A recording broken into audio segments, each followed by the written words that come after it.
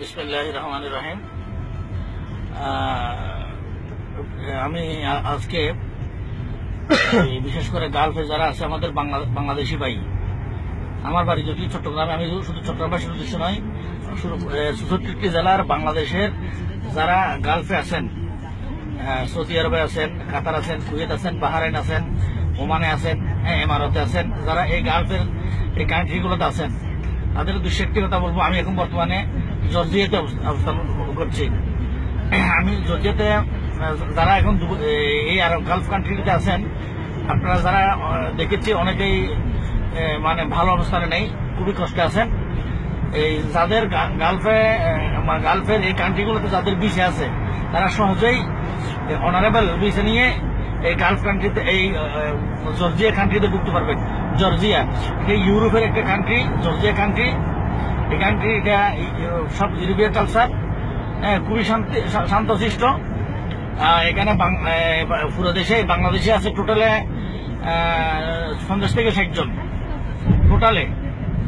তো এখন এখানে এসে আপনি যদি ওমান থেকে, কাতার থেকে, কুয়েত থেকে বা ইমারত থেকে যদি এখানে ঢুকেন, ওনারা এয়ারপোর্টে কোনো ডিস্টার্ব করবে না, সহজে ঢুকতে পারবেন, কোনো ভিসা লাগবে না, অনারেবল ঢুকার ব্যবস্থা আছে, আর কান্ট্রিগুলো থেকে ঢুকার ব্যবস্থা আছে। ঢুকেই আপনি চাইলে এখানে কি করতে পারবেন, লিগেল হয়ে যেতে পারবেন। এখানে ইউরোপ কান্ট্রি, এই কান্ট্রিতে লিগেল হয়ে যেতে পারবেন। আপনি চাইলে মানে হুকুমতের কাছে যদি, এখানে সরকারের কাছে যদি আপনি অ্যাপ্লাই করেন, আমি এই দেশে থাকবো, আমি এই ব্যবসা করবো, আপনাকে লাইসেন্স দিবে, আপনাকে টাকার ব্যবস্থা করে দিবে। খুব সহজে দোকান করতে পারবেন, ব্যবসা করতে পারবেন। একটা দোকান দিলে ওটা হইলো না, আরেকটা করতে পারবেন। আমাদের আরব কান্ট্রিগুলোতে যে মানে স্বর্ণের দোকানে শুধু স্বর্ণের দোকানদার থাকতে পারবে, ওখানকার ছাড়া কোনো দোকানে চাকরি করতে পারবে না।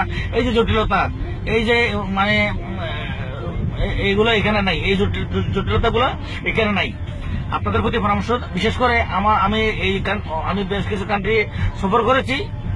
এই সফর করার পর, এই জর্জিয়া কান্ট্রিতে সফর করার পরে আমার যেটা অভিজ্ঞতা, যারা অনেক কষ্টে আছেন, এই গালফের এই আরব কান্ট্রিগুলোতে যারা অনেক কষ্টে আছেন, তারা অসাধু হয়ে নয়, জাস্ট শান্তভাবে যদি আপনারা ওখান থেকে মানে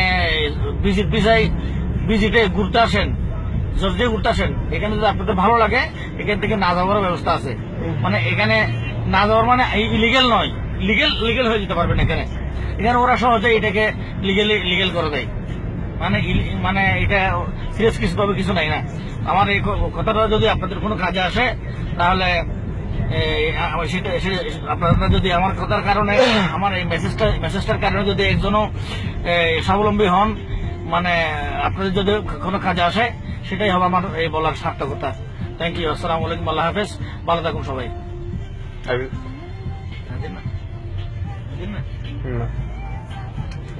Goodbye.